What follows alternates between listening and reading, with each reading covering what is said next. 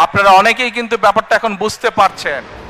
লন্ডনে যুক্তরাজ্য বিএনপি আয়োজিত বিজয় দিবসের আলোচনা সভায় তারেক রহমানের বক্তব্যের বেশ কয়েকটি বিষয় খুবই গুরুত্বপূর্ণ।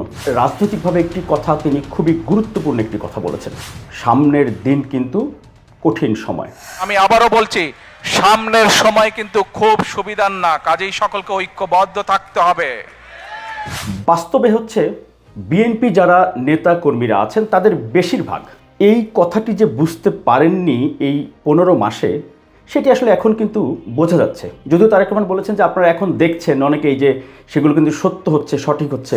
আমি 1 বছর আগে আপনাদেরকে বলেছিলাম যে সামনে কিন্তু আমাদের কঠিন সময়, ষড়যন্ত্র থেমে নেই এবং এই নির্বাচনও কিন্তু খুব সহজ নয়।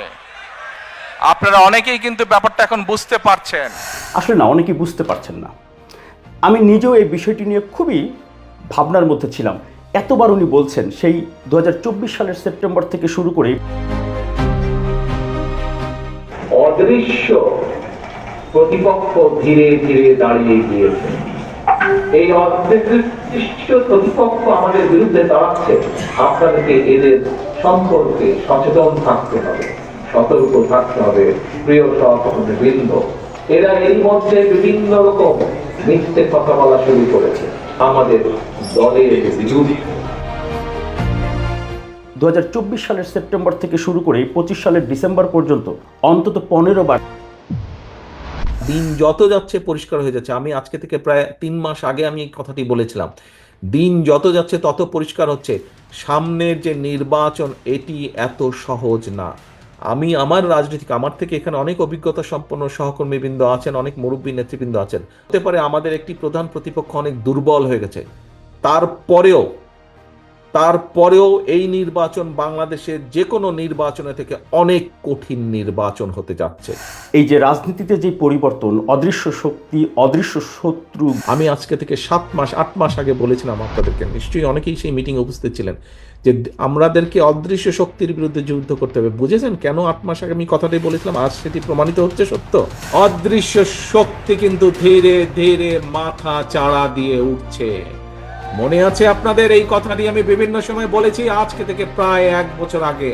আপনারা বহু মানুষ সেদিন সেখানে উপস্থিত ছিলেন। গুপ্ত স্বৈরাচার, গুপ্ত রাজনীতি, ফ্যাসিবাদ শাসন আমলে ফ্যাসিবাদের রোশানল থেকে বাঁচতে ফ্যাসিবাদ বিরোধীদের কেউ কেউ যে উপায় গুপ্ত কৌশল অবলম্বন করেছিল, পতিত পরাজিত ফ্যাসিবাদী অপশক্তিও বর্তমানে একইভাবে গুপ্ত কৌশল অবলম্বন করে দেশকে গণতন্ত্রের উত্তরণের পথকে বাধাগ্রস্ত করে তুলছে কিনা সে ব্যাপারে সজাগ দৃষ্টি রাখার জন্য আমি অন্তর্বর্তীকালীন সরকার এবং ফ্যাসিবাদ বিরোধী গণতান্ত্রিক শক্তিগুলোর প্রতি বিশেষভাবে আহ্বান জানাতে চাই। গুপ্তবাদ সমাজের বিভিন্ন সেক্টরে। 5ই আগস্টের পতিত পরাজিত পলাতক অপশক্তি কোনো দলের আড়ালে গুপ্ত কৌশলে ভূমিকা রেখে যাতে দেশকে অস্থিতিশীল করে তোলার সুযোগ না পায়, গুপ্ত বাহিনীর সেই অপকৌশল থেকে রক্ষা পাওয়ার জন্য অন্যতম প্রধান কৌশল হচ্ছে একটি, ফ্যাসিবাদ বিরোধী জাতীয় ঐক্য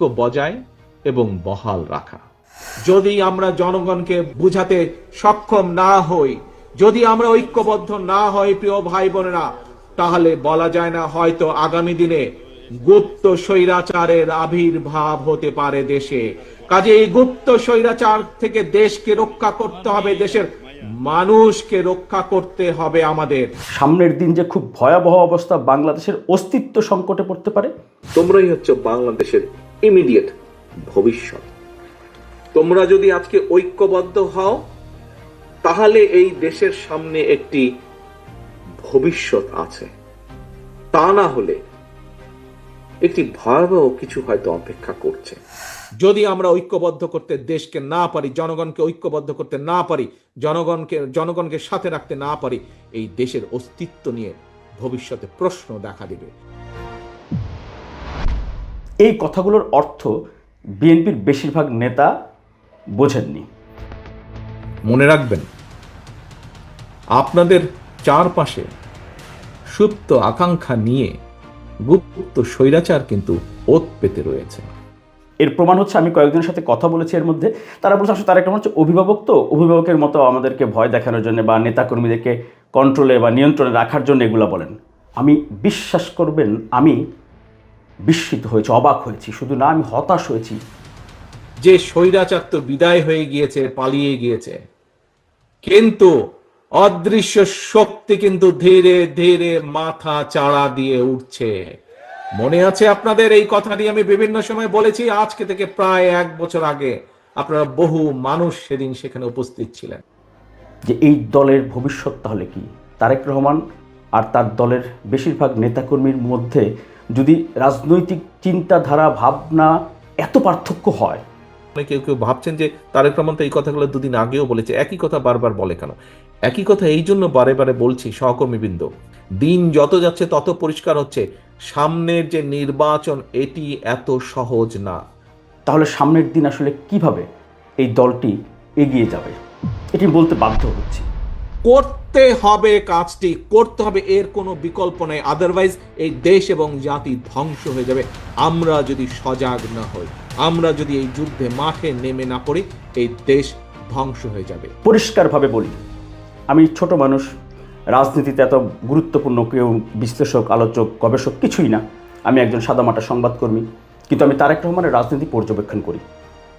ইয়েস, আমি এটি খুব গর্বের সাথে, আল্লাহর রহমত আলহামদুলিল্লাহ আমি বলতে পারি, আমি তারেক রহমানের রাজনীতি যতটা পর্যবেক্ষণ করি, ওনার রাজনীতি যতটা মনোযোগ দিয়ে বোঝার চেষ্টা করি, দয়া করে আপনারা একজনও যদি হন আমার কথাটা মনোযোগ দিয়ে শুনবেন। একটা লাইন বলতে চাই, একটা বাক্য বলতে চাই। তারেক রহমান যেই বক্তব্যগুলো দেন প্রকাশ্যে জনসভায় অথবা টেলিফোনেও যদি কোনো কথা বলেন, সেই কথার কথা না, সেই কথা বলার জন্যে বলেন না। তারেক রহমানের প্রতিটি বাক্য বিএনপি নেতা কর্মীদের জন্যে দিক নির্দেশনা আর রাজনীতির জন্যে দলিল। তারেক রহমানের রাজনৈতিক দর্শন এতটাই সুনির্দিষ্ট যে উনি একটি বাক্য কথার কথা বা বলার জন্য বলেন না। বিএনপি নেতাকর্মীরা যে যত আগে এটা বুঝতে পারবেন, সে তত বেশি রাজনীতিতে সফল হবেন, দেশপ্রেমে সফল হবেন।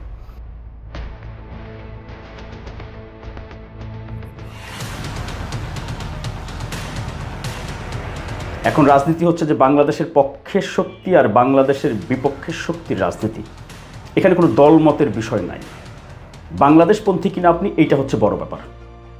এই জন্যই কথা এখন বলতে হবে। কথা জরুরি কথা কি সেটি হচ্ছে আমাদের সবচেয়ে লক্ষ্য, সবার আগে বাংলাদেশ।